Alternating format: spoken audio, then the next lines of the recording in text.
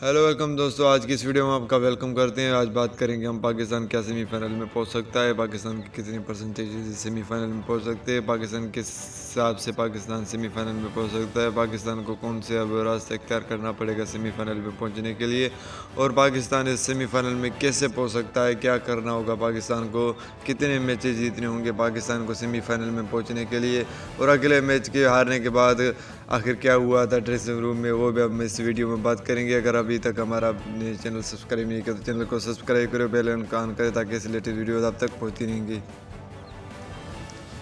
Pakistan Zimbabwe से 4 बॉलों पे 4 रन न कर सकी। आसानी की मैच हारने के बाद पाकिस्तानी प्लेयर्स मायूस हो गए और उसके साथ शादाब खान भी बहुत मायूस होकर रो पड़े ड्रेसिंग रूम में। उसके बाद उसने अपनी गलती तस्लीम की, अगर हमने बड़े शॉट्स नहीं खेलते, अगर मैच के लिए खेलते तो ज़रूर हम जीत जाते।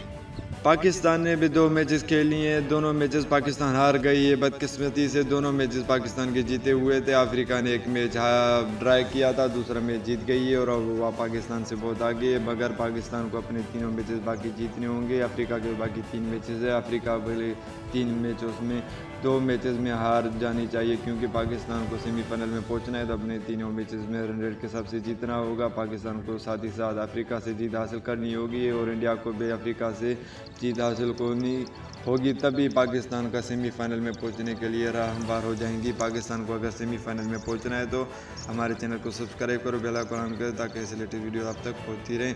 और अगर आप चाहते हैं कि पाकिस्तान सेमीफाइनल में पहुंचे, अपने कमेंट सेक्शन में राय ज़रूर दें। अगर आपने हमारा अभी तक चैनल को सब्सक्राइब नहीं किया तो चैनल को सब्सक्राइब करो, बेल आइकन ऑन करें ताकि ऐसे लेटेस्ट वीडियो आप तक पहुंचती रहे। तब तक के लिए खुदा हाफिज़।